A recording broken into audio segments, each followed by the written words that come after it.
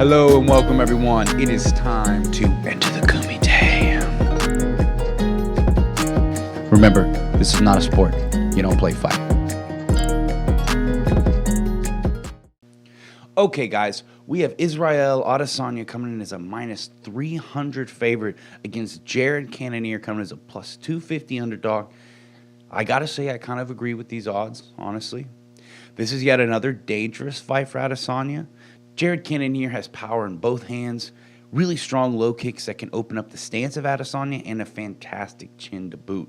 I would classify Cannonier as a power puncher. He has other avenues to win the fight, but I say his way to win this one is to get in Adesanya's face and try to make this dirty.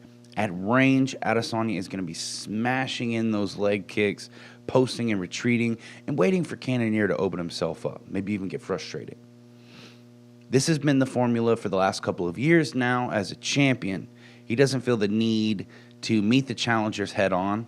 He'll let them expose themselves trying to reach him, and for every round that they aren't chasing him, their legs are getting chewed up and their movement further compromised. Look for Cannonier to try and parry the jab and land some overhands over the top.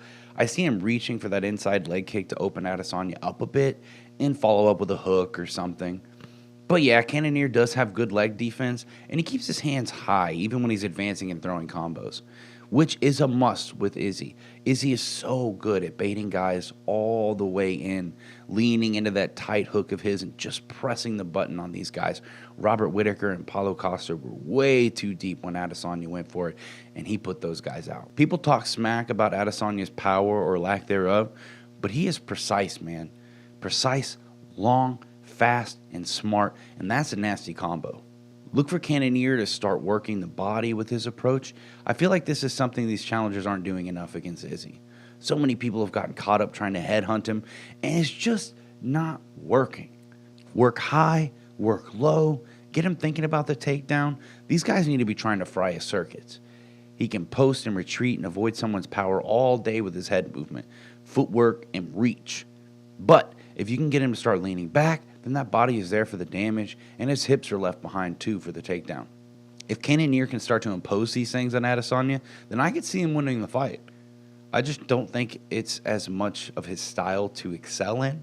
Adesanya's weakness is going to come from a really strong wrestler that has power in both hands, can work to the body, and has responsible defense at range. And yeah, that's a tall glass of water right there, so you're asking for a lot for all of those things in one fighter. Ultimately, though, I'm going to go with Israel Adesanya via decision. Cannonier might catch him one good time in the fight and win around with it, but I honestly see Adesanya racking up the points at range and, for the most part, keeping himself safe.